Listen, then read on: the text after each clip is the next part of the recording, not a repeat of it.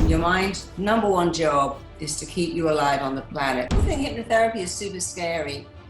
It really isn't. It's simply a way of accessing your subconscious mind because we want you to be happy.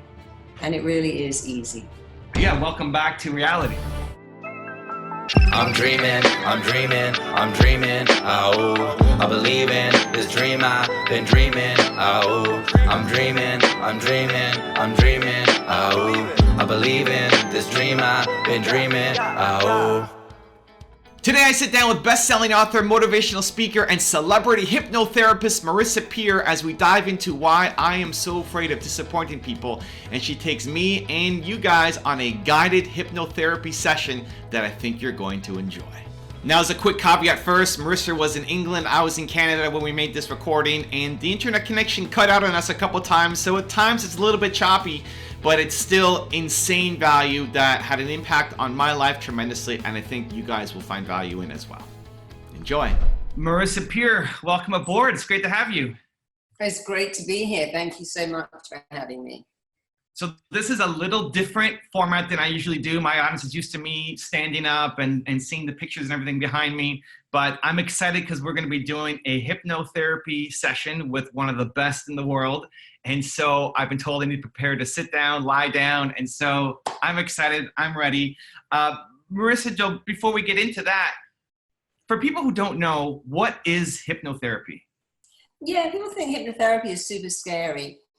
It really isn't. It's simply a way of accessing your subconscious mind. So if you think of your subconscious mind as like a storage system, a filing cabinet, and everything from the time you were conceived is in there, and it would be exhausting to have access to all that information consciously. So we do think subconsciously, like we'll say, well, I'm scared of dogs and I don't know why, or I don't like lifts, or I'm scared of loud noises. And that's always because at some level in your very early childhood, you've been exposed to something that scared you. And the mind locks onto things. And your mind's number one job is to keep you alive on the planet. That's really its only job. In order to keep you alive, it has to work out what causes you pain. So here's an example. You're 5 and you have strict parents make you eat everything on the plate, cold food, congealed food, Brussels sprouts, they make you finish everything. And they punish you for not leaving food, or they won't let you get down from the table till you've finished. All these years later, you're an obese person who can't leave food. You say, I don't know what's wrong with me, but I eat everything that's in front of me. I never leave it. I never waste food. I eat everything. And it's because of that subconscious conditioning that they forgot about, but the mind never, ever, ever forgets. The subconscious mind is always switched on. It records everything that's going on. And many people with eating issues who say, I just can't leave food. I was born like that. No baby is ever born unable to leave. You don't like food, they just spit it out. But it's impossible for the conscious mind to keep this tally. The subconscious mind knows everything. It knows why you do what you do. And when you find out why you do what you do, you can stop doing it, which is a wonderful thing. So for instance, when I was younger, I was always late for everything. I mean, if I had 10 hours to get somewhere or 10 minutes, I would be late. And only in my subconscious did I realize that when I was a kid, I needed my father's attention, and constantly missing the school bus got me lots of attention because he would have to drive me to school. He was always furious. When I realized, being late had a purpose, it was quite useful at one time in my life, but I don't need it anymore, it stopped. So that's the benefit of the subconscious. It shows you why we walk around going, I don't know why I do this. I guess I'm just messed up. And that's not true. So I hope that helps your audience and you to understand it. Yeah, I love it. When people are coming to you, do they know what they're trying to fix? Or do they just feel like, I know I'm capable of more and I don't know what's wrong? Well, people come in for everything. A lot of addicts come in addictions to drink, drugs, sex, shopping, shoplifting, hoarding, and they want to be free of the addiction, or they come in with fears and phobias, or the most common thing, I'm just not confident. I can't do confrontation, relationship issues. So they know how they want to be. They go, I want to be like that, but I'm not like that. And I don't know what's stopping me being like that. Like, I don't want to drink every night. I don't want to max out on Krispy Kreme donuts every time I have a stressful day. So they know how they want to be, but they don't know how to get there. And they have an interesting belief, which is, I can't do it, it's too difficult, I've tried everything.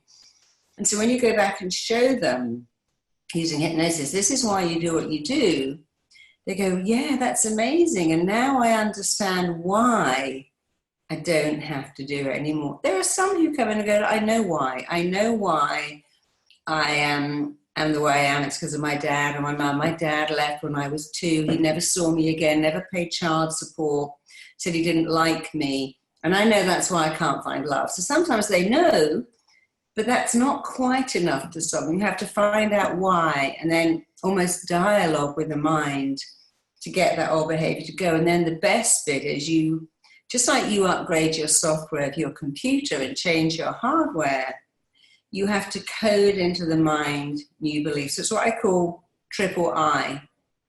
A client comes in, we investigate like a detective, what's going on? Why are you doing this? When did this begin? What was going on in your life then?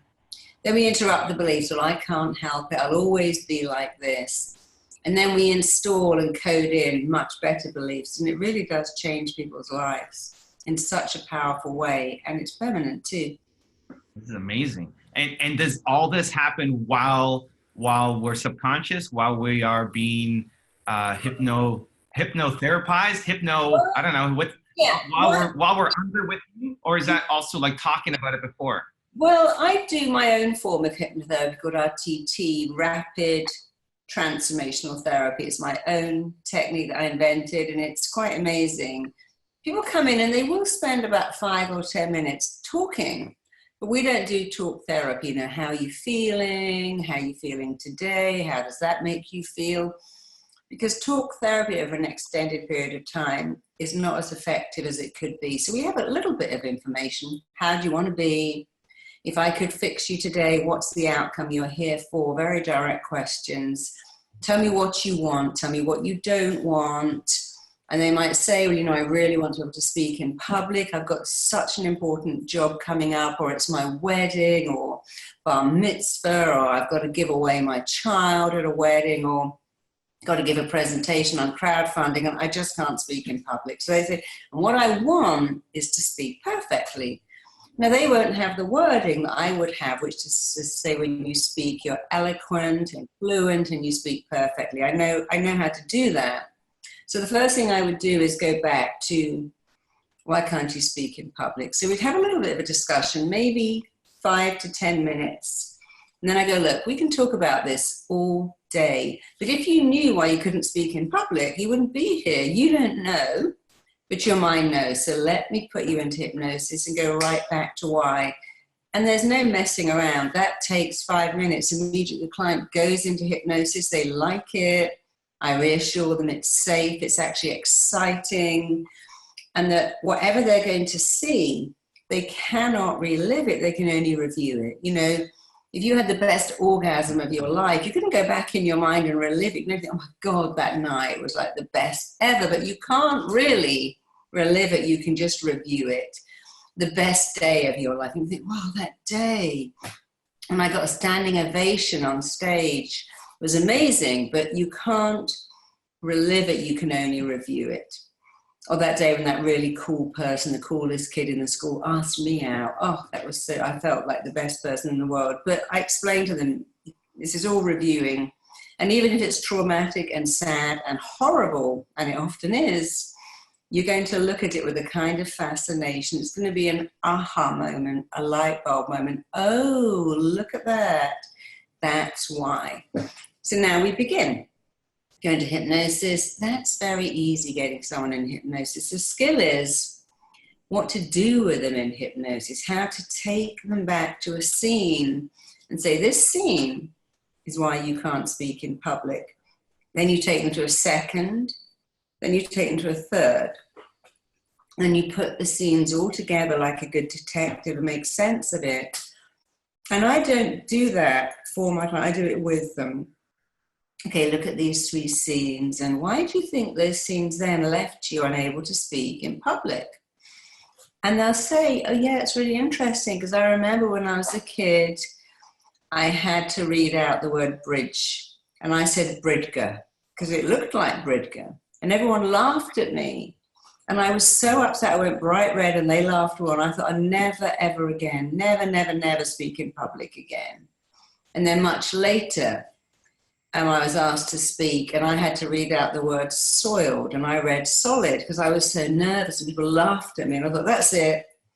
I'm now done with speaking in public. And they understand, oh, so I made that decision when I was 6 or 7 or 8 or 10. But this is different. I'm going to a meeting to crowdfund for a brilliant idea I have. There's going to be 7 people in the room. They like me. They want to invest in me. This is not like having to read out in class a book I don't like or understand. I'm talking about something I'm passionate about. So then we do the negotiating. We first of all get the mind to let go of those old beliefs, what you said when you were 4 or 10 or 11. You know, at 13, you walked up to a really hot girl and said, do you want to go out with me? And she went, no, are you kidding? And all her friends laughed at me and I slunk away and thought, I don't ever want to draw attention to myself again. It's just too humiliating. So we stack up these little minor events. When you're 11, that's not minor, it's major. Like getting all your courage to ask someone out and them to laugh at you and go, you're kidding, I wouldn't go out with you. It's a huge thing because our biggest need is to be connected. Thus our greatest fear is to be rejected. And when we're a kid, it's a massive thing. So you put it all into perspective and go, well, you do that because of that, and that makes sense. And actually anyone at your age would have felt like you felt, but here's the great news. That's not you. That will never be you. And the you now can speak in public, crowd raise, fundraise, talk at a meeting, get a promotion, do a TED talk if you want, because you're now excited, you're on fire, you're full of enthusiasm, you know what to say, you make eye contact and you're just passionate about it, and you're not a little kid in the classroom. The last part is recorded for them. It's very, very important to record the final bit, what I call the transformation, because the mind learns by repetition. After all, when you got a BlackBerry and then gave it up and got an Apple, you probably don't even know how to use your BlackBerry anymore. Because when you repeat a new process, you actually forget the old one. In fact, I just took my BlackBerry out because I'm moving and thought, you know, I have no idea. Actually, it's right here. I had no idea how to use this thing. It's the weirdest thing, you know, I had that for so long, but I wouldn't know what to do with any of that because I'm now onto the Apple 10. And every time you do something repetitively, you let go of an old neuron and you fire in a new one. So we fire in new neurons. It's actually called practical neuroplasticity, forming new highways of being confident, being self-assured, knowing you're lovable, knowing you're enough, and simultaneously collapsing the old ones that said, oh, don't speak, you might get laughed at, don't ask, you won't get it, don't draw attention to yourself because you're not good enough. And clients find it very exciting. They usually change instantly like that, but the recording wires in the changes, and it's the best job in the world because I see people in front of my eyes change dramatically and wonderfully, even from physical illnesses, even from things like asthma, eczema, dermatitis, stuttering, stammering, picking their skin, you name it. So, I mean, this is amazing. As I'm hearing you talk, the thing that's coming through my head, I'm trying to think, okay, for me, Evan Carmichael, how do we use me as a guinea pig that we can also bring a lot of value to my audience through an example? I would say my biggest fear is probably disappointing people.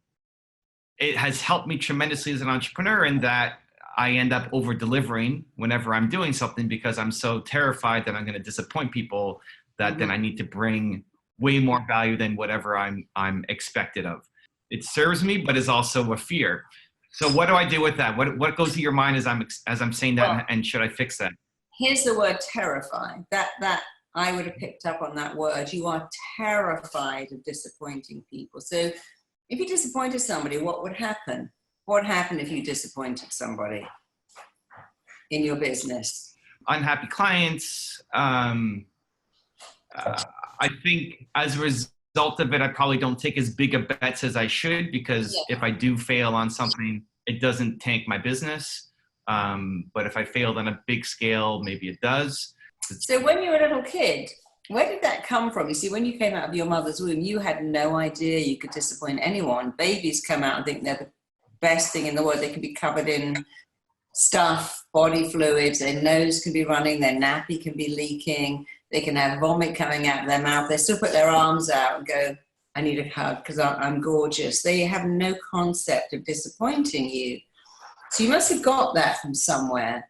And the fact that you use the word terror about it, because people say, oh, I'm worried about disappointing someone. I'm scared of disappointing them. I'm concerned. But to say I'm terrified is interesting. So I wouldn't usually ask these kind of coaching questions. I'd ask in hypnosis. But where do you think that comes from? What is it in your childhood that gave you a terror of disappointing somebody? Or maybe everybody? The two things that come to mind are one, from my parents more than myself. My father was always early for everything. So it's the whole better to be, 3 hours early than a minute late. Yeah. So we didn't want, so all that I think stems from disappointing people. I don't know what's deeper behind that, but we were always early. And even now, even for this call, I was on 15 minutes early because I don't want to disappoint you and my audience and what we're creating. Okay. So that I have to always be early. And then I think if I look at my mom, she was a very powerful woman, ran for politics, did a whole bunch of big bets, and was my hero growing up. And then took a big bet and lost when I was, I don't know, 12, 11, 10, something in there, and lost very publicly. And I just remember seeing, kind of my superhero fail and lose and I guess disappoint people. I don't know, those are the two memories that come to mind immediately. Okay. So then you have to look at those memories and go, how did that affect me when I was 11? If these things happen today, how old are you now, Evan? Don't have to say. What year is it? 39. I'm 39. Okay, so if you were 39 and the same thing happened to your mum as you had that big loss, how would it affect you at 39 as opposed to being 11? I think I would feel way more empathetic. I'd feel way more, I think I didn't even know how to process what happened. I just expected that she was going to win because that's all she had done, right? It's a bit like when you're 9 or 10 and your parents get divorced and it's so embarrassing to go to school. But at 35, it's like, oh, they're getting divorced. It's a shame, but it's not embarrassing.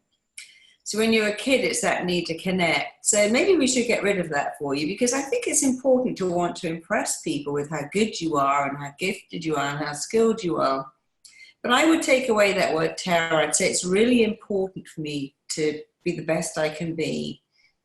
And every day, the person I most need to impress is me. If I'm impressed with who I am, then I can do a great job because people don't really care if you stumble over a word when you're giving a speech, if you say something wrong. They care, but we care. We go, oh my God, I said the wrong thing. I stumbled over a word. I went bright red. And people don't actually notice. Because the truth is, we're all flawed. You're flawed, I'm flawed. We're all flawed people having relationships with flawed people. And when you say that, okay, I'm flawed, my partner's flawed, my kids are going to be flawed, my boss or employers are flawed, but we can have a good flawed relationship. You don't get so upset about messing up, turning up a bit late. I was going to a really important meeting and I had my sat nav and I was coming up to this tunnel and I wasn't sure if I should go through it or turn left. I was waiting for the sat nav. In that minute, my sat nav ran out of power because I hadn't charged it. I'm like, oh no. And I thought, well, I'll go in the tunnel. It was a wrong move. It took me 45 minutes to go right to the City of London to turn around and come back. I couldn't read the map. I hadn't got the charger for the sat nav. I was so cross with myself. I called these and said, I'm really sorry, I've taken it wrong. They went, oh, it's fine, it's fine, it's fine. I was so annoyed with myself for doing that. But I learned something. The next day I went out to Pound and I bought like 10 pairs of cheap glasses and put them in the car. I put 4 chargers in the car. I thought I'll never, ever, ever again be so close to my destination and have no sat nav, no glasses, and go the wrong way. But they didn't mind, but I minded because I didn't, I didn't take the right measures beforehand, but I learned from that. And if you learn from something and never do it again, then it's okay. So we all make mistakes. And the people I meet who are the unhappiest are not the ones who make mistakes. They're the ones who say, I must be perfect. I got to look perfect, act perfect. I got to have a perfect kid. My house has got to be perfect. Because when you try to be perfect, you've entered a race that has no finishing line ever. And as you get to it, it moves and it moves and it moves again. Perfect people are unhappy. They're usually also very lonely because nobody wants to be with them because they shine a light. Oh my God, you're a perfectionist, you're perfect. I mean, the children of parents who demand perfection have a horrible life. We were just asked to work at the school system in San Francisco where they had 5 suicides. And these were from kids whose parents were really the super performers and expected the same. And it's really hard when you expect perfection of yourself. We see all these kids with bulimia, anorexia, and self-harm. That's not because life is great and I live on a farm and I ride my horses and play with my dogs. It's because, I need to look like they look in a magazine. I've got to always come home with grade A's. I've got to be perfect. And it's really sad that we do that to ourselves, and we've done that to this next generation who live in a complete fantasy world of the Kardashians and Facebook and Snapchat and Instagram where everyone looks perfect, but they're not. They're falling apart inside, but we just think, happiness, the road to happiness is the road to perfection. It's not. Happiness is being yourself. There's no destination called happiness. It's where you are today. You can't go to happiness. You have to be happy wherever you are. That's great. So let's fix it. What do we do? Well, I think we should do a little hypnosis for the whole audience because people love being hypnotized. So let's start from here. Every single person listening to this was born believing they were wonderful. They didn't believe they were perfect. Didn't know what perfect was. So no baby says, "Don't look at me, my diaper's leaking," or "I'm bored and the other baby's got wonderful hair," or "I've got milk spots in the oven." They just have no concept of not being enough. A baby is like a puppy. A puppy will run up to you even if it's just rolled itself in fox poo and will think it's the best thing ever. So all of you listening, somewhere, somehow you started to doubt yourself. You started to believe that you weren't smart enough, attractive enough, funny enough, interesting enough, cute enough. And it's always because we start to get compared. Your brother, he could read when he was 4. Your sister, she never got food all over the floor when she was eating. Or why can't you be like your cousin? Or teachers will go, "Look at Karen over there. She can hang up her coat on the peg and she never forgets her lunchbox. What's wrong with you?" And at a very, very early age, that comparison starts to chip away at children until they think, I'm not so good. And then they have this, I think it's awful, prize days where the kid that's the smartest always gets the prize. And you don't get a prize for effort. You only get a prize for achievement. And that's totally wrong. At my daughter's school, the same kid got the prize every year. She was gifted everything. She never worked, but she won every prize. And the other kids would slog away. They never won a prize. And they start to just feel inadequate. So let's have a look at why, how, where, when you began to believe you were inadequate or not enough. And let's get rid of it. And let's get rid of your fear of disappointing people. Is that, if I had to ask you for your greatest fear, if I said, "Look, Evan, this is a magic wand. I'm going to go abracadabra.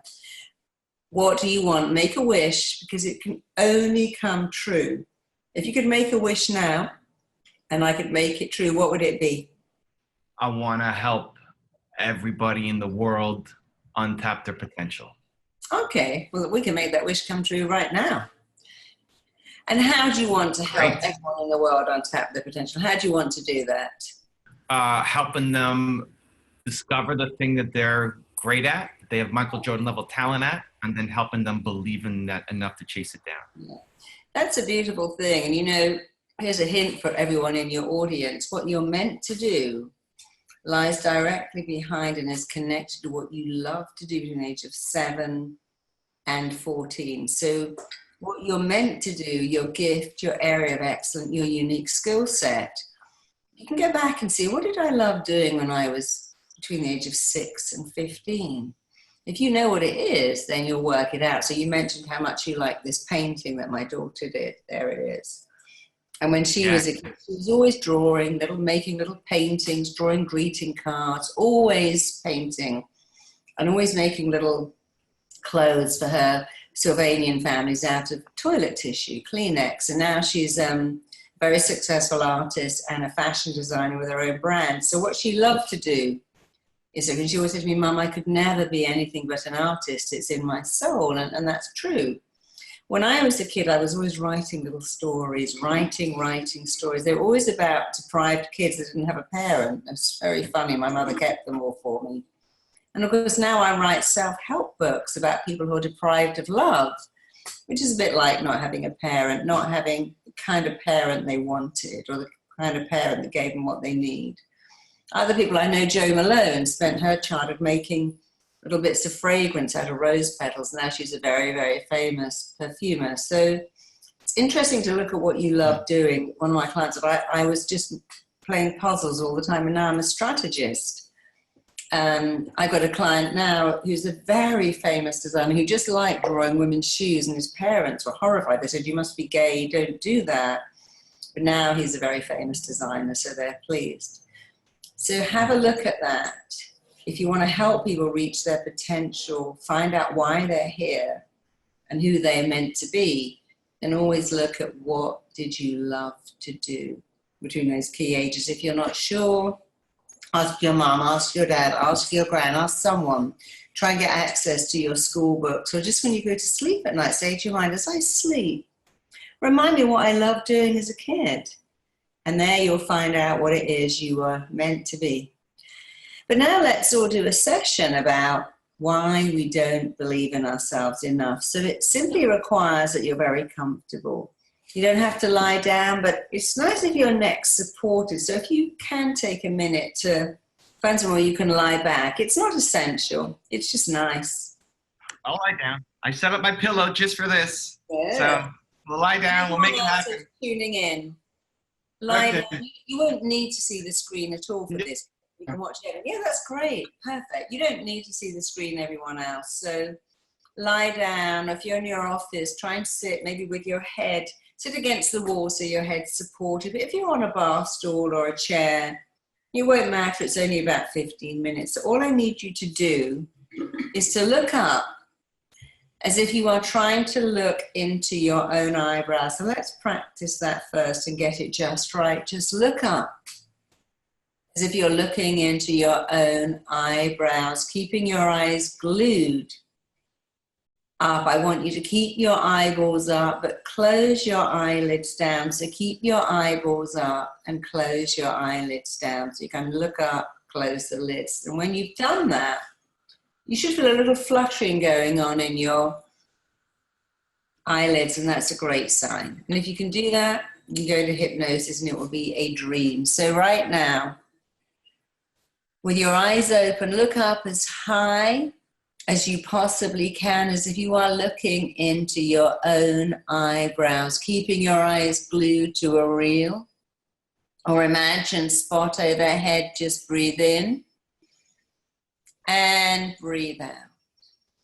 And take another deep breath. Inhale, keep your eyeballs up, keeping your eyeballs up. Just exhale. And every time you blink, deep, deep, powerful, wonderful hypnosis is coming upon you. One more time, breathe in. Hold it, keep your eyeballs up as if you're looking at an imagined spot overhead. The more you blink, the deeper and faster you are getting ready to go into hypnosis. Now, keeping your eyeballs up, I want you to simply close your eyelids right down, all the way down. And as your eyelids shut down, you can just allow a drifting, floating feeling to develop in your body. Just allow that drifting, floating feeling to continue. Just forget about everything And I want you to drop your chin just a fraction. Forget all about the position of your eyeballs. Drop your chin. Because I want you to get that same looking down feeling that you might get as you look over a balcony or down a flight of stairs. You are looking down 10 steps. You're moving on to step 10 right now as each muscle, every nerve turns loose, lets loose, and you go deeper. You're taking step 9 and 8 and going deeper into an awareness of yourself. You are taking step 7, going deeper with every sound. You hear every sound, every noise, every movement around you is carrying you deeper and further into hypnosis. You are taking step 6, and you can see your feet connecting to every step. As you take step 5, you can hear your feet touching every step. As you take step 4, you are gently, calmly, easily, wonderfully going to a deep, powerful healing level of hypnosis. You are taking step 3 and 2, and now you're taking step 1 as each muscle, every nerve turns loose, lets loose, and you go deeper. And as you go deeper, drift deeper, and indeed sink deeper. As you go deeper and deeper into an awareness of yourself, you are listening and responding perfectly, exactly the way you are. And hypnosis is not about being asleep, it's only about being suggestible. And I'm going to prove to you right now, and indeed you're going to prove to yourself how powerfully, incredibly suggestible you are. I want you to simply imagine you are holding in your hands half of a big, fat, juicy lemon. The most wonderful lemon. You're holding it right under your nose, and you can breathe it in. And you can smell that wonderful lemon smell. And you can squeeze the flesh and see the drops of juice coming to the surface. Just put out your tongue and lick that lemon juice from the lemon. And now open your mouth. I want you to squeeze that lemon juice straight onto your tongue.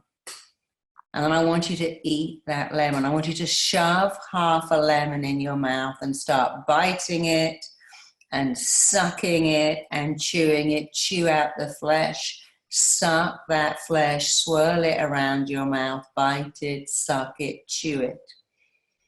And you'll notice straight away that what's happening is your body is creating saliva to a thought.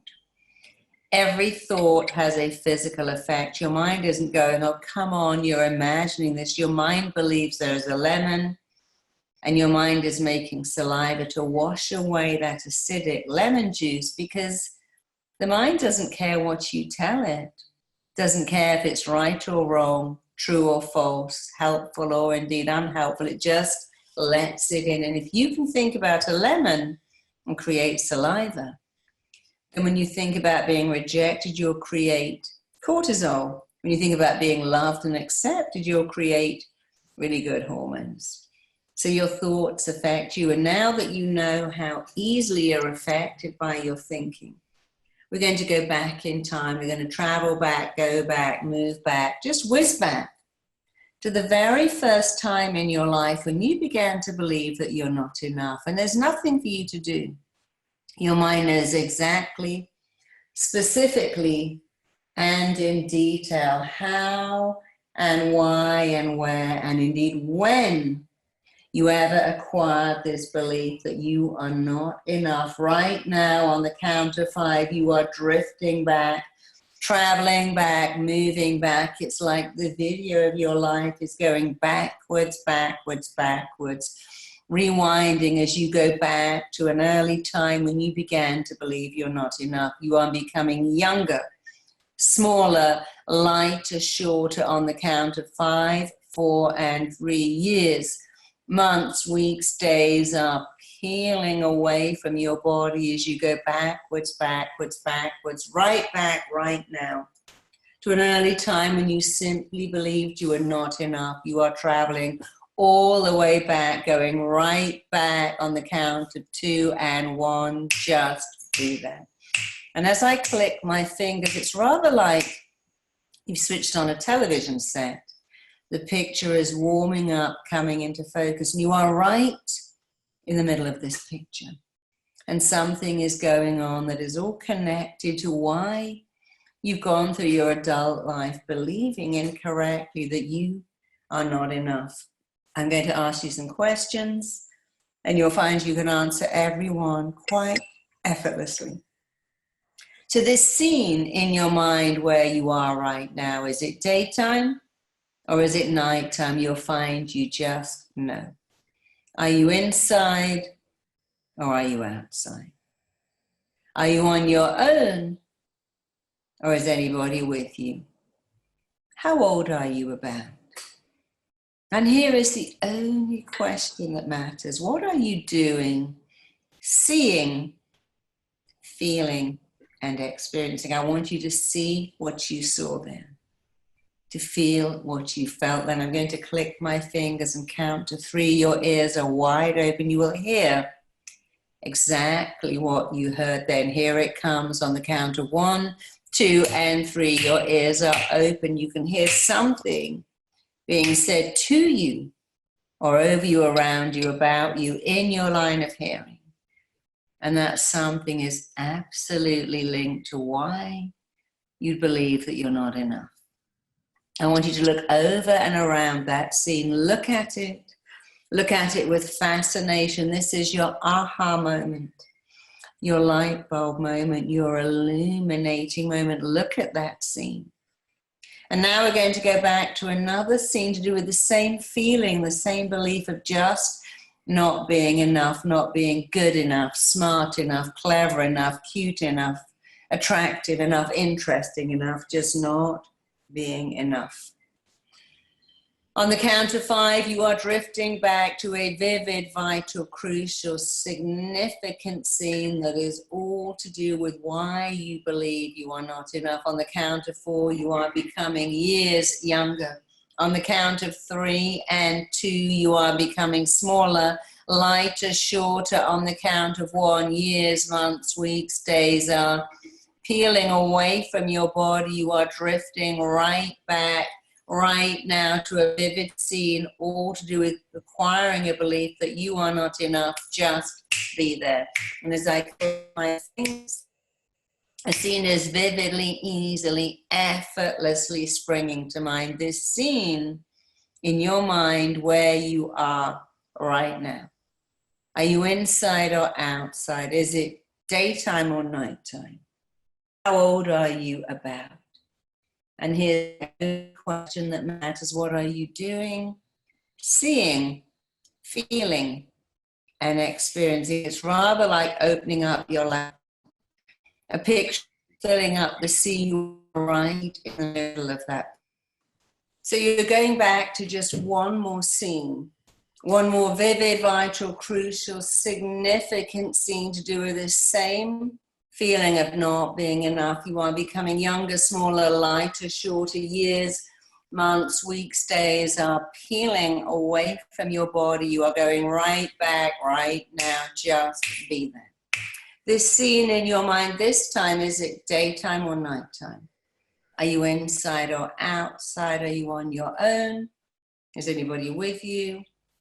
And here's the only question that matters. What are you doing, seeing, feeling? What are you experiencing? I want you to stay in that scene. See what you saw, feel what you felt, and as I count to 3 and your ears are open, hear exactly what you heard that somehow made you believe as a young child that you were just not as good as other kids. On the count of 1, 2, 3, here it comes. Your ears are wide open. You can hear something being said about you or even to you. And I want you to look over and around and through that scene. I want you to let this be another aha moment, your light bulb moment, your illuminating moment. I want you to look at that scene with fascination and just say, oh, yeah, right, I can see that. When I was just X years old and this happened, I can see how I would believe I wasn't enough. So I want you to put all the three scenes together. In your left hand, I want you to imagine you're holding 3 snapshots, 3 photographs, 3 Kodak moments, or even 3 DVDs. And I want you to look at your left hand and to look at those scenes like a detective is able to work out how could those 3 scenes, which my mind picked not at random, but quite deliberately, how did those 3 scenes need to go through life believing I wasn't enough, fearing I would always be a disappointment, with a fear of letting people down? Where did that come from? I know I wasn't born with it. How have those scenes formed this belief, formed this imprint that I'm not enough? And I want all of you to just keep looking at your left hand. Look over and around and through those scenes. Be a good detective. And I want you to understand how those scenes affected you, how they influenced you, what they did to you. Because here's the truth. Any child who experienced what you experienced at the age that you experienced it would have gone through life believing, I'm not enough, I don't want to let people down, I'm scared of being a disappointment, I'm scared of not being good enough, successful enough, powerful enough, attractive enough, interesting enough. And I want you to look at those scenes and understand. Take a few minutes, because this is such powerful stuff. This is practical neuroplasticity. Take a look at those scenes and you will understand with clarity how those scenes affected you, how they impacted you, what they've done to you, even what they cost you.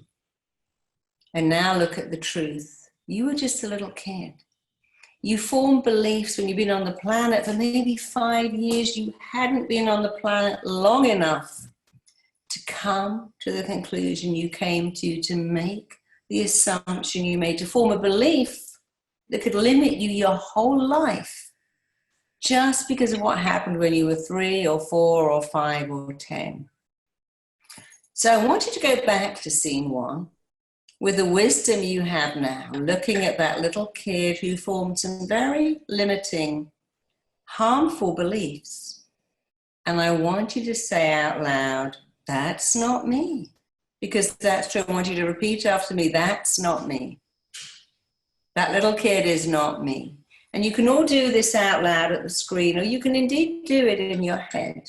But what I want you to do, you're going to repeat after me in your head or out loud, that's not me, because, and then you must add the because. So clearly you'd say, well, let's imagine you're 8 and all the kids go out for McDonald's, but you don't have any money, so you can't go and you feel second best.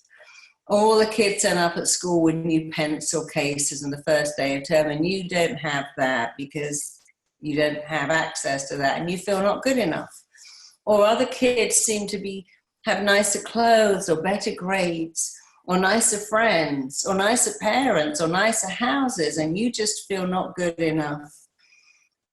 Or you have a stepfather or stepmother or relative or sibling that says mean things. No one likes you. You're ugly. Look at what you're wearing. It's horrible. And you formed a belief. And you see, when you're a kid, not only do you form the belief, oh, people don't like me, I'm not as good as other people, you also form a tag. And the tag goes, it will be like this forever and ever. It will be like this for the rest of my life. It will always be this way. And that is not true.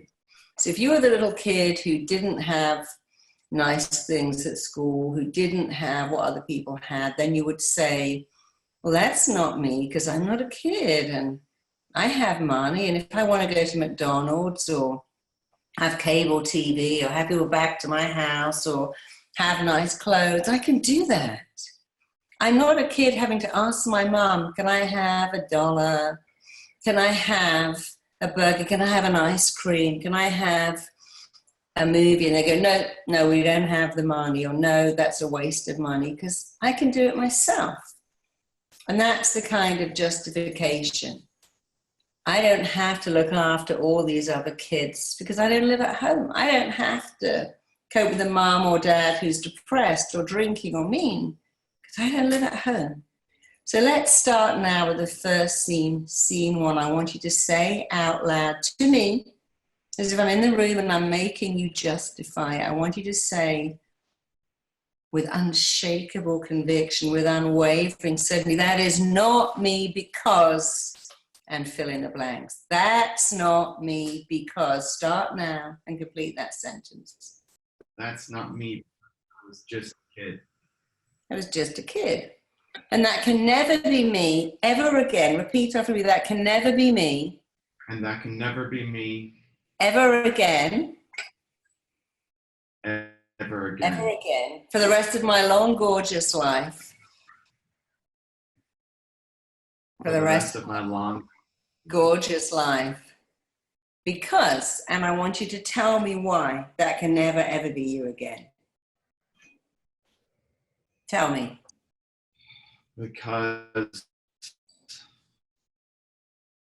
Because I've learned and grown so much since then. Yeah. And the feelings you have as a kid, they're not your feelings. So let's all go back to scene 2. And I want you to say again, out loud, with unshakable conviction and certainty, that is not me, and it will never be me, ever again, because. So just do that now. That's not me, and it will never be me. It will never be me. Ever again. Ever again. Because I know the difference between right and wrong. Sure. So I want everyone in the audience to do this, to just say, well, that's not me. You know, maybe I went to school wearing secondhand clothes or hand-me-downs and I felt like a freak. Some people go to school feeling embarrassed because they've got more stuff. I've had kids who were horrified because they went to school with, you know, brand new stuff, and the parents drove them in a brand new sports car, and they had sushi in these special containers, and they just wanted cheese sandwiches like all the other kids, because whatever makes you feel different is very alarming when you're a kid. Let's just go back to the final scene, and I want you to say again, in your head is fine, that is not me because, and that can never be me ever again for the rest of my long, joyful life, because, and finally I know that cannot be me and will not be me ever again, because. And then just let your mind clear, because here is your truth. As you look over and around and right through those scenes, you understand what anyone would understand. You made decisions about yourself when you were a kid. You came to conclusions about yourself when you were just a child, with the intellect and the logic of a child. And before the age of 5, we don't even have logic, only emotion. So you form beliefs that haven't been great for you. And you can understand why you did that, how you did that, but you understand something else, something far more profound and powerful and empowering. That's not you. For the rest of your long, joyful life, it will never, ever, ever again be relevant or necessary or appropriate. It won't even be interesting for you to believe what you believed as a child, to think what you thought as a child, or indeed to feel what you felt as a child, because that is not you, and it will never be you. And now that you know that that's not you, you are free. So feeling free, feeling amazing, feeling wonderful, I want you to just take a minute and see your life as every day you move on from one fantastic accomplishment to another. Every day you understand that it cannot and will not ever again be relevant or necessary or appropriate or interesting for you to believe what you believed as a child. Those things are behind you now. They are out of your life. They are shattered. They are smashed. They are erased. They are eradicated. They are long gone in your past. They are so far behind you. For the rest of your life, they will always be something you used to believe once upon a lifetime ago, that you never have to believe ever again. And now every day you move on from one fantastic accomplishment to another. Every day you understand that you are enough. You're not your childhood. You are not your past. You're not your weight, your shape, your size. You're not the labels you wear. You're not the numbers on the scales or in your bank account or on your birth certificate. And you are not your childhood. You're not any of those things. That's what you're not. And what you are is enough.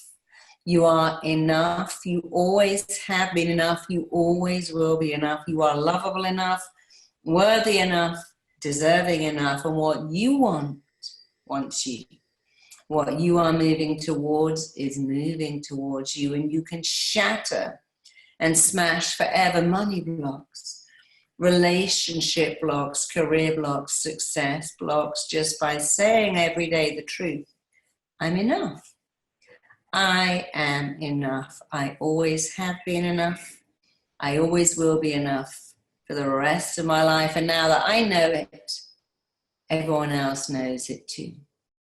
I want you to join the I am enough movement by saying it every day. Write it on your fridge. Write it on your mirror. Write it on your mirror in lipstick, in liner with marker pens. Put it on your fridge in magnets. Print it on a cushion, print it on a t-shirt. Put it in your password somewhere so you have to type out those words every day. Put it on your phone alerts. Make your mind see it, believe it. The mind learns by repetition. What you see, you believe. What you say, you believe. That's why we started with a lemon. You said there's a lemon, your mind didn't go, come off it. Your mind went, oh, that's got a lot of acid. And when you say I'm enough, your mind goes, of course you are. When you go, I am enough. I've always been enough. I will always be enough. Your mind lets that in. The way it lets in lotion on skin. If you put in lotion on your skin or chapstick on your lips, your mind doesn't go, hold on a minute. Is this organic? Is this fair trade? Is this paraben free? It just goes, oh, that's good. I let that sink in and nourish you. But you do something way more. You say the words, I am enough, and you nourish yourself from the inside out with words that are true. The strength of I'm enough is its simplicity. It is the truth about you. It always has been. It always will be for the rest of your long, gorgeous, joyful life, which will change forever as you accept you're enough. Remind yourself of the truth. Give the whole world permission to join you in knowing you are enough. And you've started right now. And I want you to write it everywhere. I want you to say it. Read it, write it, speak it, state it. Put it on the wallpaper of your phone or your computer. Put it on your phone. Let's write it on your house. Write it in a journal. Write it on your hand if you want. Write it across your pillowcase. So the last thing and the first thing you see are those words. Write it on your bathroom mirror. So when you clean your teeth, you have to let those words sink in and heal you. That's their job. And your job is to read those words. Your mind's job is to do what you tell it. And your job is to tell your mind better things. It really is as simple as that. Your mind's job is to act off the words you tell it. And your job is to tell your mind better words. And you are taking that job seriously, doing so well. And you can never feel disappointed or indeed a disappointment as you do your job of reminding yourself and the rest of the world that you're enough, not perfect, not flawless, but more than enough. So knowing it, feeling it, living it, breathing it, becoming a walking, talking expression of your enoughness every single day, feeling amazing, feeling wonderful, feeling liberated, and feeling free. Just open up your eyes, fill up your lungs, and just come back into the room feeling wonderful and feeling enough. Just take a deep breath and just open up your eyes and slowly let yourself sit up and just come back to your full awareness, feeling wonderful, feeling liberated, feeling empowered, feeling good. So how do you feel? That is a trip. So tell me about the scenes you went back to, first of all. Tell me about that was interesting. So I don't think I've ever been hypnotized. That was super. Even we disconnected for a little bit in there. I knew that you went away, but I was still in it. Like I couldn't move. I know that happened. Thank you. Yeah, welcome back to reality. Okay. So the first scene was I was with my parents sitting on the bed, and every time we had report card season, my sisters always did better than I did, and they would look at my report card, and they would always leave me feeling positive, saying it's really karmical, that you can do more, that we believe in you, but feeling the pressure, I guess, of my sisters got straight A's and I was getting C's. Yeah, and that's a lot of pressure for a boy. You know, it's a horrible thing when you feel that you can't keep up with them. So that was scene one. What was scene two? Scene two was you said to go younger, so I don't know how old I was, but definitely younger, and for whatever, to let the air out of the tires on the street of all my neighbors. And just basically put it in the cars and the tires, and gave everybody a flat tire on my street. And was too embarrassed. I got away with it. Nobody ever found out. This is the first time I'm even sharing it. Nobody knows this story. I don't even know why I went back to that. That was weird.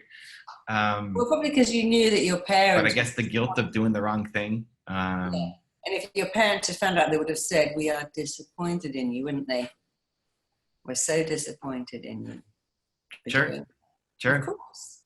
Yeah. So even though they didn't find out, you felt like, oh my God, they'd be so disappointed. And the third scene? I thought that raisins turned to grapes for whatever reason. I got the story wrong. And so I spent a really warmer day outside with a bunch of grapes and a magnifying glass trying to turn them into raisins. With raisins trying to turn them into grapes. Yeah. And of course it didn't happen. and I felt disappointed that I wasn't able to turn my raisins into grapes. Yeah. And when you put those three scenes together like a good detective and thought, well, how could those scenes, out of everything in my life, how could those scenes have left me with this fear of disappointing people? What did you come up with? I'm still trying to process, to be honest, like why I came up with those ones and what it all means. But I guess through everything was the either letting somebody down or letting myself down publicly, or I'm publicly in front of, one or two, three people, not a big stage, but or the fear of it. The fear of it. The first scene is interesting because here's what I call learned helplessness. My sisters are smarter than me. There's nothing I can do about it. It's that tagging. I'll always be in the position, no matter how good I am, they get straight A's, probably without even trying, and I don't. And as a child, it feels like that's your life forever. So, okay, they're smarter. I'm going to go home with a report. I'll never be as good as them. And it's that feeling of always being a disappointment and it being out of your control. But now I'd say to you, what are your sisters like now? Are they still straight A's and super achievers? Yeah, we're all in totally different fields and industries. But you don't nobody feel like took a traditional path. Yeah, but you don't feel your parent, you have to compete with them anymore, do you? No, in my final year of high school, I got straight 90s. That's where and I was the only one to do it. My sisters never got straight 90s. And my parents just wanted me to get A's. And so the last year where I just decided that my expectation for myself became greater than what my parents expected of me. So the first scene, which obviously you broke in your last year of school, was that I'll never be able to catch up. The second scene was people would be disappointed if they knew what I did. You hit that, the tires, but you always felt that feeling of, oh God, I did something awful. And the third scene was feeling a bit dim, a bit stupid. I thought raisins became grapes and got it the wrong way around. And it's almost feeling, oh, I don't want anyone to know about that. So they're silly scenes, but it's not the scenes, it's the effect they have on you, the meaning you make of them, the interpretation. And the first scene is the biggest one. But of course, you're not living at home competing with two sisters. Your parents don't say, look, come on, you could do better because you've done better. If you said to your friends, I'll let the air out of the tires, I say, I lifted some chocolate when I was a kid. I stole some candy when I was 8. Oh, so did I. But you wouldn't do it now. And the thing with the grapes, it's just, we think stuff when we're kids and we feel like an idiot when we realize it's not true. I remember my friend's dad saying, when you lie, your eyes turn green. And I really believed him and I thought, oh my God, I can never tell a lie again because my eyes will change color and everybody will know. And I believed that for years. And I told someone else, I went, don't be ridiculous. That doesn't happen. And I felt like such an idiot. But as we go, we can laugh and go, oh, you never guess what I did. I did that, or I thought that, or I was so silly. And we can laugh about it. As a child, our need to be like everyone else makes us feel embarrassed about making mistakes. But now you can laugh. Now you can go, okay, I made decisions about those scenes when I was a kid, and now that's not me. And that's not me is really important for you to understand that as minor as they seem, that scene with your sisters where you just could not do what they did because they were girls and you were you, the scene with the tires and the feeling of, oh, I would have really disappointed my parents and my neighbors if they'd known. And the scene with the grapes where you disappointed yourself by getting information the wrong way around. As trivial as they sound, it's not the scenes, it's the impact they had on you, the meaning they had, and the interpretation you made from them, which is, I get things wrong and I let people down. But you never have to worry about that ever again because it's not true. So Yeah. How do you feel now? Grateful for you, for your time, for the energy, for the love. I'm looking at the picture from your daughter again on the wall and feeling the love and the hearts and the vibrancy and the warmth. And that's what it's about. Excited to. Yeah, and you can all look at that picture because it's really about falling in love with yourself again and again. You never say to your kid, you made a mistake, I don't love you anymore. You say, well, you made a mistake. That's how you learn. But falling in love with yourself is the beginning of a lifelong romance that never wanes, never tires, never bores you. And some people say, how can I make someone love me? I'm like, why don't you love you? You don't have to change your clothes, your hair, your weight, your shape, your size, your status to make someone love you. There's only one thing you have to do: believe you are lovable. If you think you're lovable and worth it, then you'll get lots of love, including your own love. And your own love is important. If you go to someone else and go, can you meet my need? And I need to feel good enough. I need to feel wanted. I need to feel important. Can you do that? They go, sure. They can always go, I don't want to do it anymore. I found someone younger than you, thinner than you, taller than you. So you can't farm out your needs to other people. Can you make me feel important? Can you make me feel I'm magic? Can you make me feel significant? They can, but they can also stop. But when you do it, it'll fill you up forever.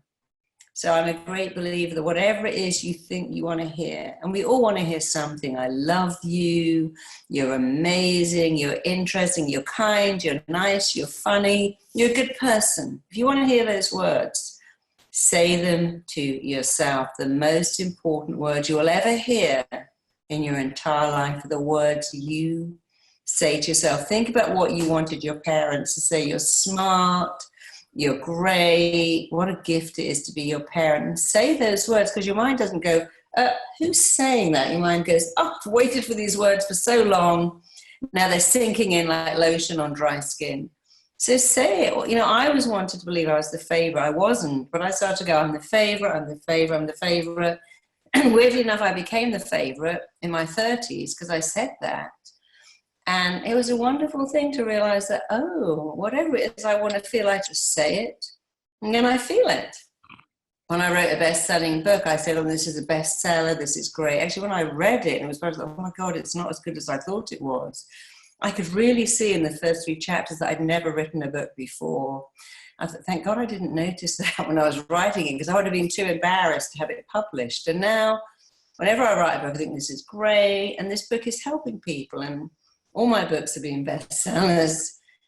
But you can only write a book if you can tell yourself this is a great book with a great message and people will like it. And then they will. So thank you very much for listening to me. I love it. What do you recommend people to do after, if they went through this experience with you and they loved it, what do you recommend as a daily habit? Read this book. I mean, obviously it's my book, I wrote it, but it's a great book. It's a small book. It's a very simple book, and it will change your life. It just explains to you how to know that you are enough, not to say it, but to really know it. And it's a really simple book. It's about $10. You can buy it on Amazon. It's got free downloads in it, and the downloads will cost you $35, and it's got 2 in there, so you get a $70 deal. But I wrote that as a masterpiece in what works, what makes people better. And people write to me. Someone wrote to me and said, you know what? When I read that book, I stopped going to therapy. In fact, I said to my therapist, you need to read this book. This is better than 8 years of therapy. And I've got amazing reviews, but was saying, wow, that was a game changer. Parents saying I do it with my kids, teachers saying I do it in the school. Somebody wrote to me and said, I gave that book to a bully in the class, and he came out and said, wow, I cried the whole night after reading that. But I realized why I bully people, I'm not going to do it anymore. And other teachers, I gave that to the disruptive kid or the unhappy kid, and they've all come back and said, that did it. That did the trick. So if you want to know you're enough, do write it on your mirror. That's really important. Write it on the mirror that you look at yourself in the most. You can write it on the mirror in your car if you want to. Put it on your fridge. Print it on your pillowcase. Print it on a T-shirt. Definitely put it in your passwords, obviously with some security letters too, so that you're typing it out and reading it back every day. Put it on your screensavers. Read the book. Join the I'm Enough movement. We also have a whole program called I'm Enough. So go to IamEnough.com and you can join the I'm Enough, and we give free stuff away. Go to MarisaPeer.com.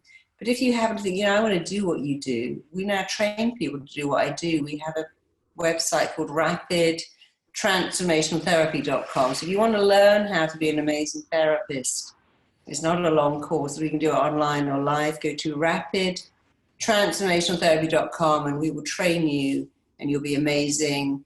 If you want to just do therapy for yourself, on yourself, go to I'mEnough.com.